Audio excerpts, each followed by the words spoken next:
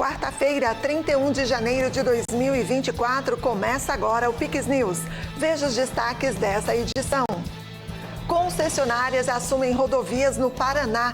Investimentos serão de mais de 30 bilhões de reais em 30 anos de operação. Santa Catarina inaugura nova emergência do Hospital Marieta.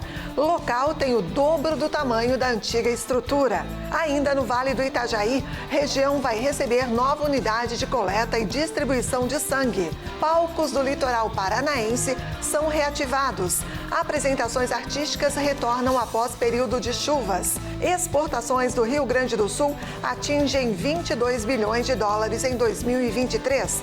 Valor nominal é o segundo maior desde 1997. Lula demite diretor adjunto da ABIN. Alessandro Moretti é investigado por suposta espionagem ilegal. Congresso argentino inicia debate. Pacote de reformas de Milei conseguiu apoio de aliados e oposição. E no comentário político, o jornalista Tiago Pereira fala sobre o rombo nas contas públicas. Primeiro ano do governo Lula fecha no negativo, com 230 bilhões de déficit. Essas e outras notícias a partir de agora no Pix News.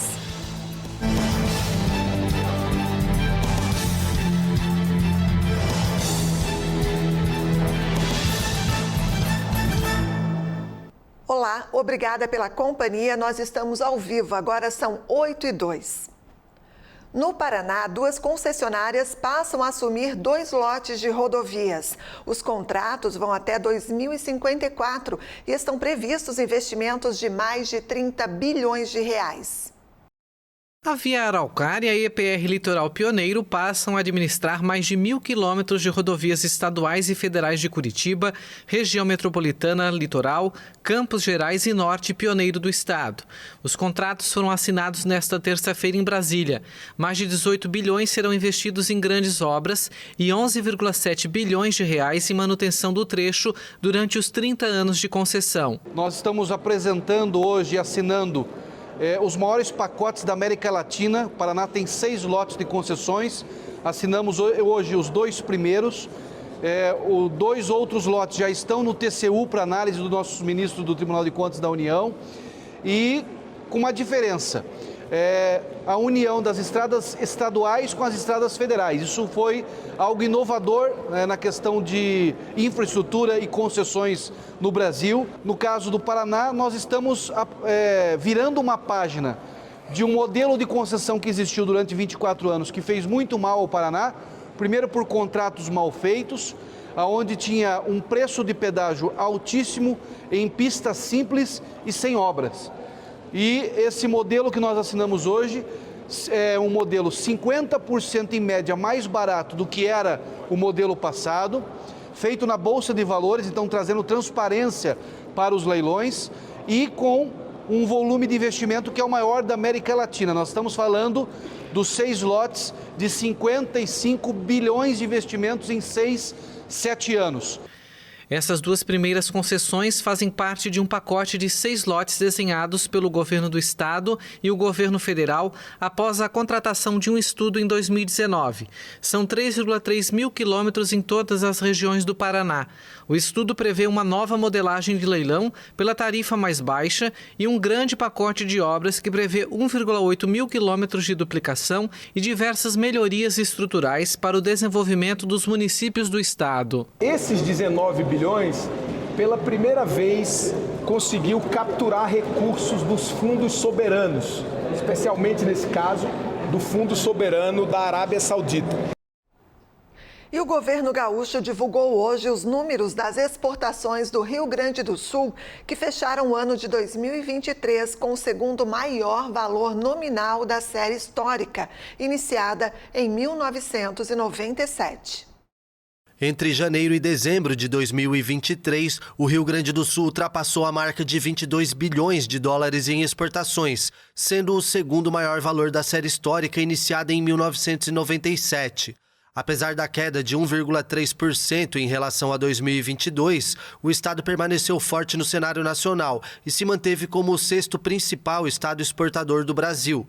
Os dados foram divulgados pelo Departamento de Economia e Estatística. Os 3 produtos que apresentaram a maior variação positiva em 2023 foram a soja em grão, o farelo de soja e o fumo não manufaturado. Ao passo que os 3 produtos que apresentaram a maior variação negativa foram a celulose, o óleo de soja e os cereais, com destaque para o trigo. Em termos de destinos para as exportações, a gente vê que o Rio Grande do Sul exportou para 194 países ao longo desse período, com destaque sobretudo para a China, nosso maior parceiro comercial desde 2008. Além disso, o Vietnã e o Bangladesh também tiveram um destaque significativo no ano de 2023. Ainda segundo o pesquisador Ricardo Leães, 2 fatores foram cruciais para o bom desempenho. Primeiro, a recuperação parcial da produção de grãos no estado, devido a uma estiagem menos severa, e a queda nos preços internacionais das commodities agropecuárias. A China permaneceu como principal parceiro comercial do estado, representando 24,5% do total de exportações. Vietnã e Bangladesh também tiveram um papel significativo em 2023, ampliando as negociações. Por outro lado, Índia, Irã, União Europeia e Argentina reduziram as compras de produtos gaúchos. E o índice de desemprego no Brasil caiu no trimestre móvel de outubro a dezembro e ficou em 7,4%, de acordo com a Pesquisa Nacional por Amostra de Domicílios, a PNAD contínua, divulgada nesta quarta-feira pelo Instituto Brasileiro de Geografia e Estatística. A taxa média de desemprego em 2023 foi de 7,8%, uma queda de 1,8 ponto percentual em relação ao ano anterior e o nível mais baixo desde 2014, quando a taxa foi de 7%. Os desempregados contabilizaram 8.050.000, o valor mais baixo desde o trimestre encerrado em janeiro de 2015. Já a população economicamente ativa atingiu um novo recorde da série histórica iniciada em 2012, com 100,7 milhões de pessoas, um crescimento de 1,6% ao ano. E o Comitê de Política Monetária do Banco Central decidiu reduzir a taxa Selic em 0,5 ponto percentual, de 11,75% ao ano para 11,25% ao ano. A decisão do Copom nesta quarta-feira foi unânime. Este é o 5º corte seguido na taxa básica de juros, que começou a recuar em agosto de 2023. A Selic é o principal instrumento de política monetária utilizado pelo Banco Central para controlar a inflação. E depois de uma semanada de chuva no litoral paranaense, a programação do Verão Maior Paraná retorna aos palcos com muita música e alegria para os moradores e turistas.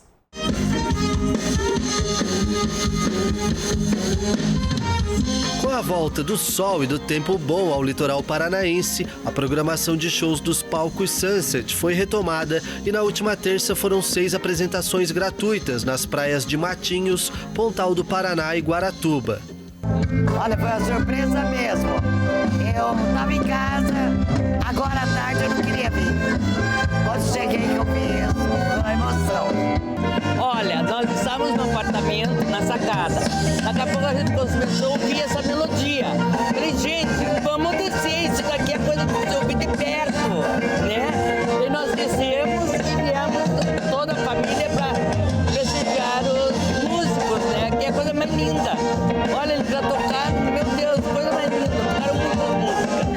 Na praia de Caiobá, em Matinhos, a Filarmônica Orquestra Show de Antonina subiu ao palco no final da tarde para embalar veranistas e moradores com um repertório eclético e descontraído, com versões instrumentais de músicas de pagode, axé e outros ritmos.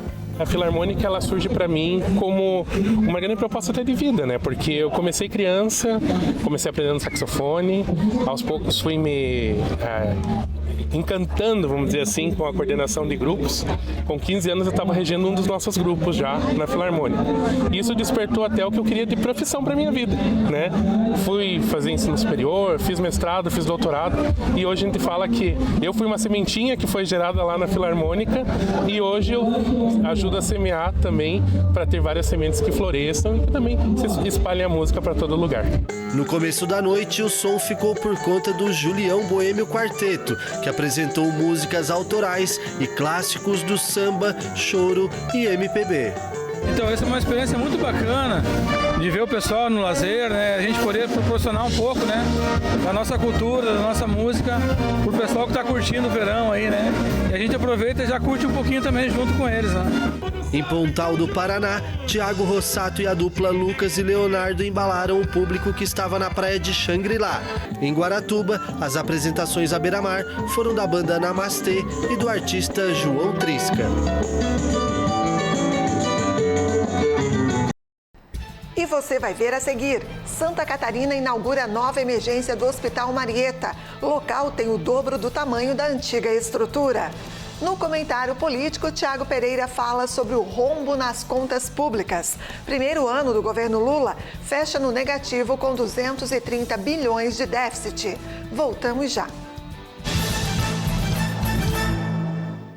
Somos a JJ Hotels Group. Com uma equipe especializada, vamos ajudar o seu hotel ou pousada a crescer nas vendas. Cuidamos de toda a parte de marketing e central de reservas, para que o seu hóspede tenha um atendimento privilegiado e a atenção que ele merece. Além de uma experiência de 10 anos no mercado, contamos com os melhores sistemas para o controle da sua hospedagem. Você se preocupa em receber os seus hóspedes, nós nos preocupamos em levar eles até você.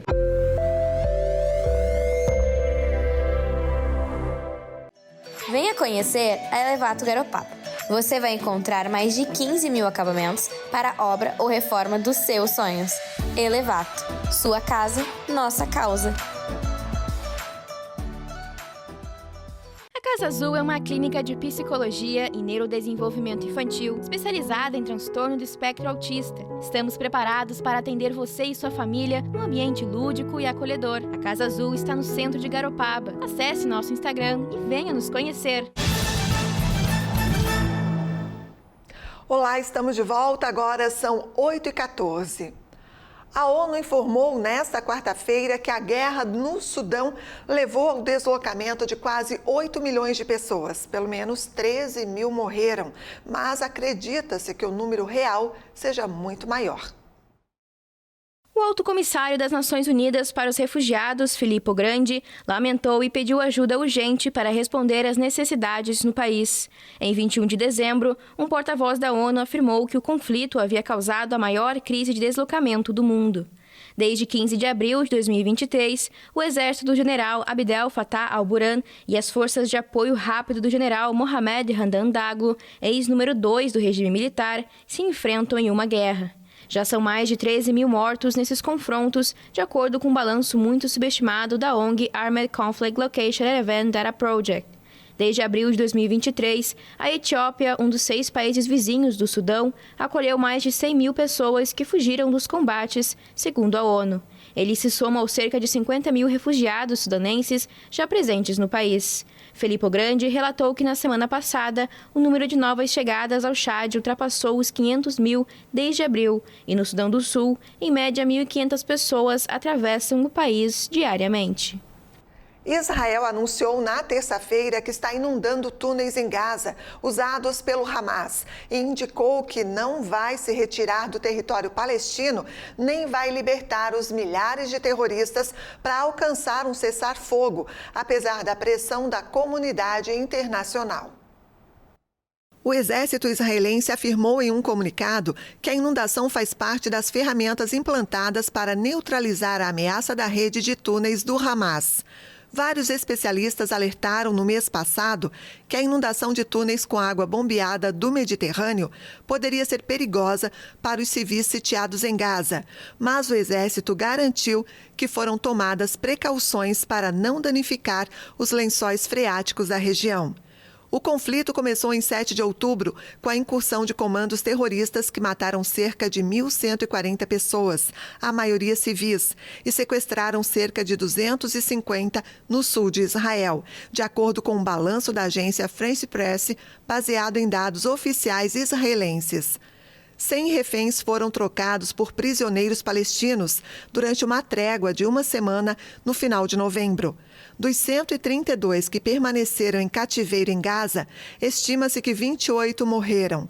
A ofensiva lançada por Israel com o objetivo de aniquilar o Hamas deixou até o momento 26.751 mortos, a grande maioria mulheres, crianças e adolescentes, de acordo com o Ministério da Saúde da faixa de Gaza. O território é governado pelo Hamas desde 2007. O diretor da Agência Central de Inteligência Americana, a CIA, William Burns, se reuniu no domingo em Paris com autoridades do Egito, de Israel e do Catar para esboçar um novo projeto de trégua. O Hamas confirmou que recebeu a proposta e que está analisando o documento para dar uma resposta. Já o primeiro-ministro israelense Benjamin Netanyahu impôs limites às concessões que poderia fazer. O premier afirmou que seu governo não vai retirar o exército da faixa de Gaza, nem vai libertar o que chamou de milhares de terroristas. Os agricultores mantêm a pressão sobre o governo francês. 18 pessoas foram detidas por obstruir o trânsito em meio aos protestos de agricultores na França, que bloqueiam várias partes do país. De acordo com o ministro do Interior, Gérald Darmanin, há mais de 100 pontos de bloqueio e cerca de 10 mil manifestantes.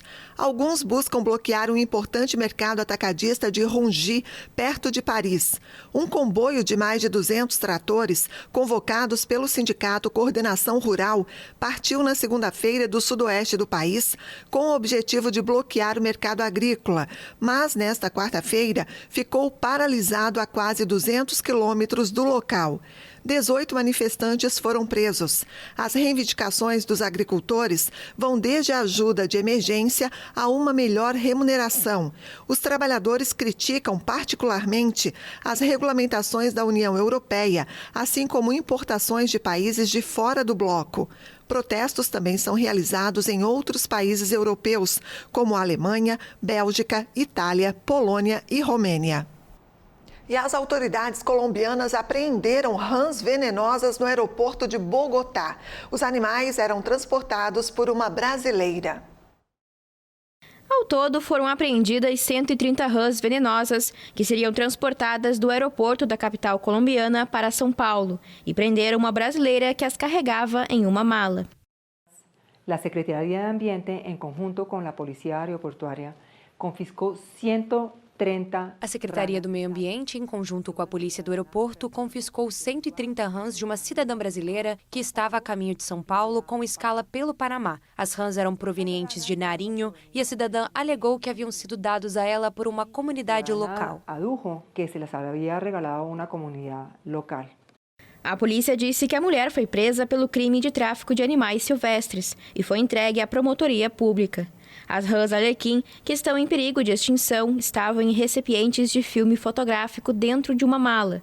Os anfíbios coloridos medem menos de 5 centímetros e habitam as florestas úmidas do Pacífico, entre Equador e a Colômbia, além de outros países da América Central e do Sul. A polícia de Bogotá afirma que a espécie é procurada nos mercados internacionais. Colecionadores particulares podem pagar até $1.000 por cada. E o Federal Reserve, o Banco Central dos Estados Unidos, manteve os juros inalterados. É a quarta vez seguida que o Banco Central americano mantém taxas na faixa entre 5,25% e 5,50%. A decisão dos integrantes do Comitê de Política Monetária foi unânime. Os diretores destacaram que não vão cortar os juros sem ter maior confiança de que a inflação se mova de maneira sustentável para a meta de longo prazo de 2% ao ano. O comitê admitiu que há um balanço maior de riscos em temas de inflação e emprego. E o mês de fevereiro vai começar com o preço dos combustíveis mais caros. A partir de amanhã, o valor do ICMS da gasolina deverá subir 15 centavos, representando um aumento de 12,5%. Segundo a Agência Nacional do Petróleo, a ANP, a média nacional deverá ficar em R$ 5,71 o litro. Essa é a primeira vez que é realizado algum reajuste de valores no imposto estadual desde que o valor havia sido fixado em R$ 1,22 em junho do ano passado. E o Congresso argentino iniciou nesta quarta-feira o debate de um pacote de reformas ultraliberais proposto pelo presidente Javier Milei, que após complicadas negociações conseguiu o apoio de aliados e de parte da oposição. O projeto, chamado Lei Ônibus, tinha inicialmente 664 artigos, mas perdeu quase metade deles após duras negociações com os opositores, que superam em grande parte o partido de Milei no parlamento. A legenda do presidente, chamada Liberdade Avança, tem apenas 38 dos 257 assentos. O enorme pacote de reformas abrange todas as áreas da vida pública e privada, desde as privatizações até as questões culturais, passando pelo Código Penal e pelo divórcio, e altera até mesmo o Estatuto dos Clubes de Futebol. Para facilitar a aprovação, Milei removeu um conjunto de medidas fiscais que tinha como objetivo cortar 5% dos gastos. Um dos pontos mais polêmicos da lei é a delegação de poderes especiais ao Executivo numa emergência econômica, bem como no âmbito e extensão das privatizações. Em início de mandato, o ultraliberal desvalorizou o peso em mais de 50%, cortou os subsídios para combustíveis e transportes, reduziu o número de ministérios e eliminou centenas de regras para desregulamentar a economia. Os parlamentares argentinos estão se preparando para uma sessão maratona, com 35 horas iniciais de debate planejadas para vários dias e centenas de discursos.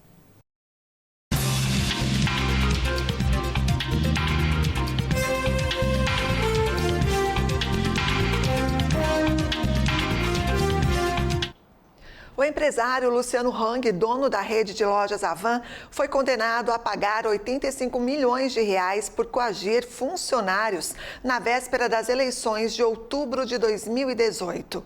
O empresário é acusado de ter ameaçado despedir funcionários e fechar lojas, caso Fernando Haddad, na época candidato à presidência da República, ganhasse a eleição.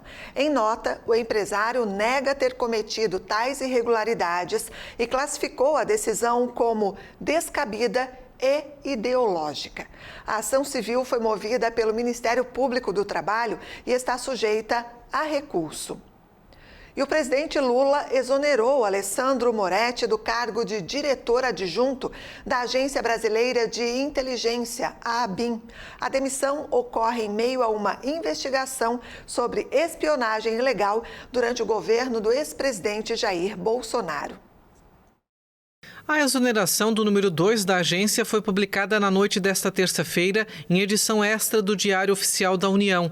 A demissão ocorre no momento em que a Polícia Federal investiga um suposto esquema de espionagem ilegal a favor do ex-presidente Jair Bolsonaro e seu círculo íntimo.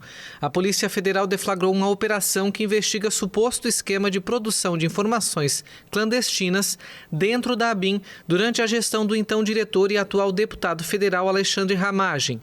Um dos alvos da investigação é o vereador Carlos Bolsonaro, filho do ex-presidente. Jair Bolsonaro se disse perseguido pelo governo atual, acusações que Lula classificou como grande asneira durante uma entrevista na última terça-feira. E o governo federal registrou um déficit primário de 230,5 bilhões de reais em 2023, o que corresponde a 2,1% do Produto Interno Bruto, o PIB, segundo dados divulgados pela Secretaria do Tesouro Nacional na segunda-feira. É o pior resultado desde 2020 em razão da pandemia. O governo do presidente Lula tenta colocar a culpa no antecessor Jair Bolsonaro, mas mesmo com a retirada dos famosos precatórios, o déficit seria alto, quase alcançando 2016, quando o país era governado pela ex-presidente Dilma Rousseff. Assunto para o jornalista Tiago Pereira, que chega para explicar melhor isso para todos nós. Tiago, boa noite, bem-vindo. Boa noite, André. Boa noite a toda a nossa audiência qualificada. Pois é, dados negativos, um déficit, ou seja, o governo gastou mais do que arrecadou, embora a previsão agora para esse ano do ministro da Fazenda, Fernando Haddad, é de zerar o déficit, né? A gente vai pagar para ver se isso realmente vai acontecer, porque pelo andar da carruagem as notícias são só de aumento de gasto, aumento de despesa, apesar de também terem notícias de aumento de arrecadação. Mas para superar a despesa tem que arrecadar bastante. A verdade, Andréia e audiência, é que a matemática não mente.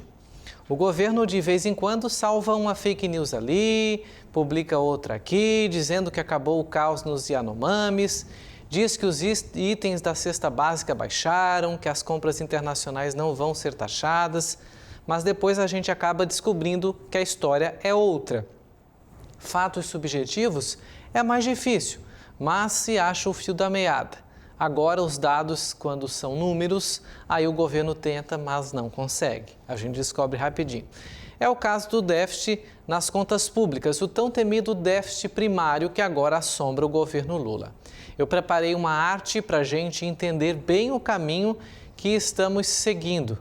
E claro, para não deixarmos dúvidas para a nossa audiência qualificada, afinal os dados são negativos e querem dizer que o governo está gastando, ou seja, com esses dados negativos, quer dizer que o governo está gastando mais do que arrecada. Vamos ver aqui na tela, a gente preparou, portanto, para a gente fazer comparações, né? 2022, 2023. 2023, o dado mais atual, seguindo a regra do jornalismo, menos 230 bilhões é o déficit primário das contas públicas. O governo fala dos temidos precatórios, ou seja, mas se a gente tirar os precatórios 92,5 bi, né? Sobram 138 bi, e essa é a conta que o governo gastou a mais do que arrecadou, já que ele considera o precatório que havia sido suspenso na gestão Bolsonaro, aprovado pelo Congresso e pelo Supremo. O governo Lula, em 2023, chamou para si a responsabilidade e pediu ao Supremo para que quite essa dívida em 2023. Foi uma escolha do governo, mas o que não justifica, já que se a gente remover os precatórios, o déficit, mesmo assim, chega a 138 bilhões de reais. Gastou-se mais 138 bilhões do que se arrecadou. Em 2022, o governo Bolsonaro fechou o ano com um superávit de 126 bilhões, ou seja, arrecadou, gastou, mas não ultrapassou o limite da receita. Sobrou dinheiro em caixa para investimento. Esse dinheiro poderia ter sido utilizado aqui no início de 2023, nessa sobra de 126 bi, para investimento no governo Lula. Ou seja, se a gente tivesse gasto, olha o quão foi gasto, é praticamente o dobro disso se a gente considerar a arrecadação superavitária de 2022. Portanto, o dado aqui não deixa mentir que o governo gastou muito mais do que arrecadou. Tem uma outra lâmina para a gente fazer essa evolução dos gastos nos últimos anos, né? A gente vê aqui um desequilíbrio em razão da pandemia, já que em 2020 os gastos, principalmente em saúde, obviamente, ultrapassaram 702 bilhões, né? Mas tirando 2020 da análise, a gente vê que em 2016 Dilma fechou com menos 155 bilhões de reais nos cofres públicos, um déficit também elevado. Depois, Michel Temer reduziu para 110 e fechou o ano de 2018 com 108. Já 2019, na gestão Bolsonaro, começa-se, né, na administração de Jair Bolsonaro, o déficit começa a diminuir, saindo de 108 para 61 bilhões de reais. 2020 a gente apaga, né, porque obviamente os gastos em saúde precisaram ser emergenciais. Depois, 2021, a gente começou a ter um resultado positivo 2 anos seguidos. Então, 2021, 64 bi de superávit primário e 2021, 64 bilhões de superávit primário e 2022, 125 bilhões, quase 126 bilhões de superávit primário na gestão do ex-presidente Jair Bolsonaro. Então é isso. Eles vão sempre dizer que foi herança do governo passado, mas conta Contra os fatos, né, a gente mostra que nos mapas não há argumento. Afinal, 2022 já tinha a desoneração dos combustíveis, que acabaria em dezembro daquele ano e foi prorrogada pelo governo Lula já em 2023. Lembrando que a gasolina ficou desonerada apenas 3 meses, até o final de fevereiro daquele ano, portanto 60 dias, 2 meses, passando o diesel, que ficou aí a desoneração até o final de dezembro, como a gente noticiou aqui no Pix News no final do ano passado. Então, se em 2022, já com a desoneração aplicada, que a gente mostrou, tanto no diesel quanto na gasolina, as contas fecharam no positivo, como que em 2023 o saldo foi negativo? Haddad alega a desoneração para esse número, né, tirando os precatórios, como eu falei, pois esse fator reduziu recursos para os estados e para os municípios. Mas a crise financeira nas prefeituras teve outro fator, não foi esse, porque 2022 já tinha desoneração, né? E pode ter sido pior ainda, essa crise nas prefeituras, ela pode se alavancar ainda mais com essa questão da desoneração da folha, se ela for mantida, porque vai aumentar também a despesa nas prefeituras.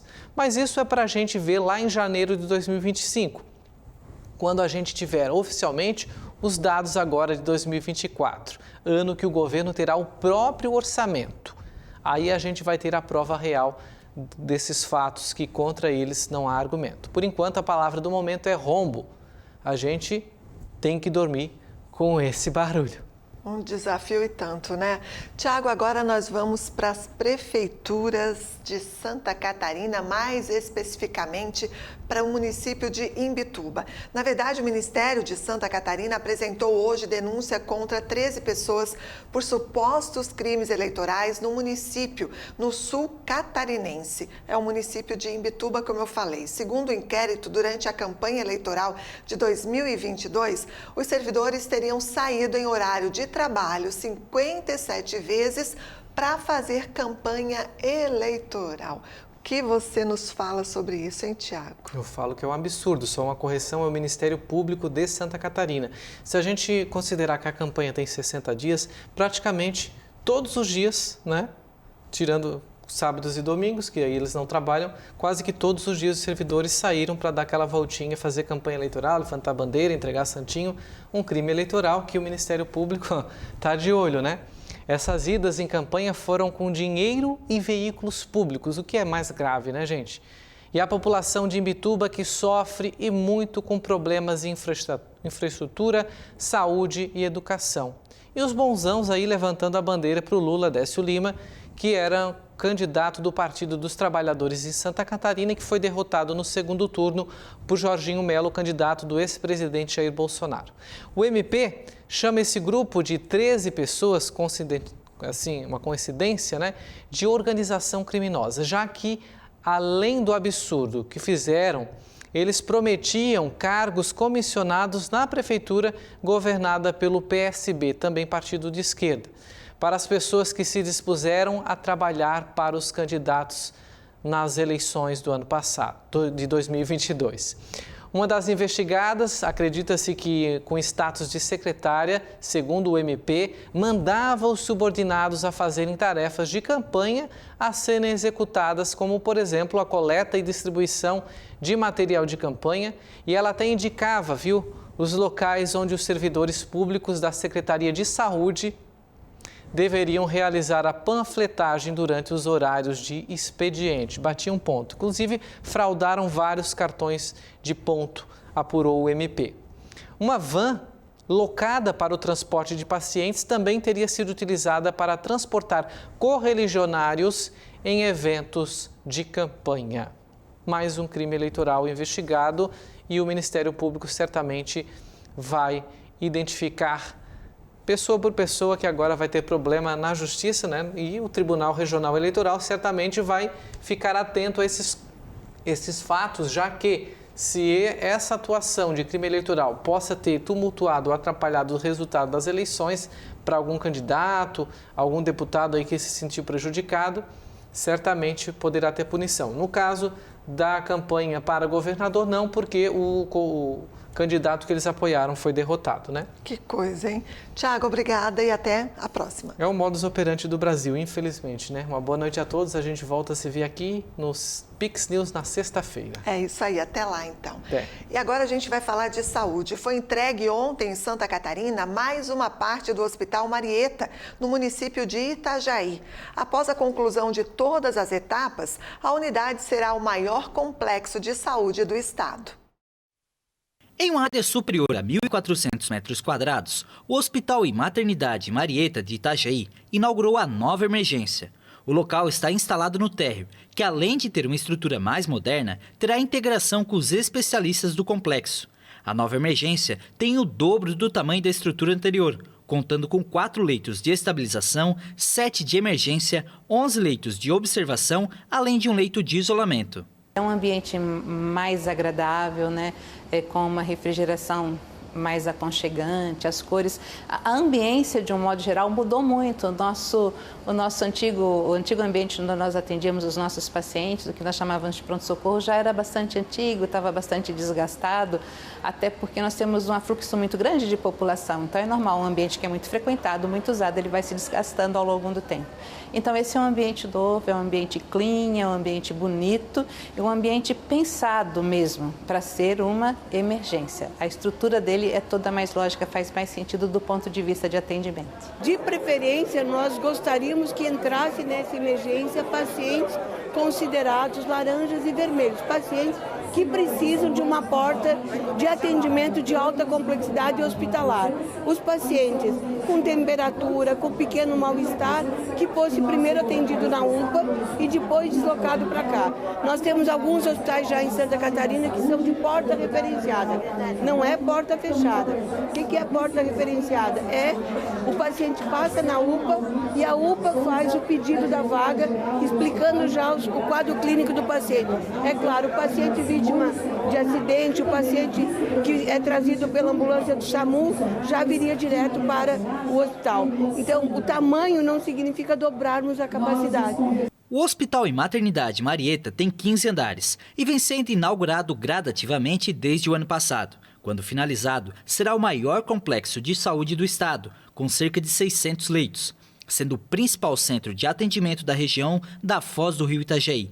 Para a finalização total do Complexo Madre Teresa, ainda serão entregues novos andares com leitos de internação, 10 leitos de UTI neonatal, um novo centro obstétrico, bloco cirúrgico e uma central de material e equipamentos maior que a atual. No total, o governo do estado investiu para a construção da nova torre mais de 134 milhões de reais. Ele é um hospital referência, né? Nós sabemos que ele atende toda a região aqui. Então, todo investimento feito aqui é um investimento necessário, importante. A gente faz investimento aqui com muita alegria. Ainda no Hospital Marieta, em Itajaí, o governador Jorginho Melo autorizou a instalação de uma unidade de coleta e distribuição de sangue do Hemosc. A unidade irá funcionar em um imóvel que antes era ocupado pela Gerência Regional de Saúde e que atualmente está desativado. Com um novo espaço, a previsão é que 30 bolsas de sangue sejam coletadas por dia, possibilitando o atendimento de cerca de 20 hospitais da região. Assim, os doadores não precisarão mais se deslocar a outras cidades, como Blumenau, Joinville ou Florianópolis. É mais uma unidade, é um compromisso de anos que estava pendente com a população de Itajaí e região. Quero aqui registrar o meu agradecimento a todos que lutaram por este momento. Com certeza absoluta, ainda este ano, a FAES deverá estar entregando para nós, então, essa nova estrutura, que terá no mínimo aí uma coleta diária de 30 bolsas de sangue e uma distribuição para toda a região, para todos os 20 hospitais da região de Itajaí, fazendo com isso que a assistência fica mais perto das pessoas. Serão investidos cerca de 3 milhões e 700 mil reais. A previsão é que a abertura ocorra no início do segundo semestre deste ano. E o Pix News de hoje fica por aqui. Mais notícias no nosso site pixtv.com.br. Em seguida, você assiste Lugares do Sul. No episódio de hoje, as belas praias de Palhoça, em Santa Catarina. Na sequência, tem backstage com Vinícius Fernandes, batendo um papo com a banda gaúcha Maria do Relento. Imperdível. E a gente se vê amanhã ao vivo a partir das 8 da noite. Tenha uma boa noite e até lá. Pix TV é conteúdo todo dia.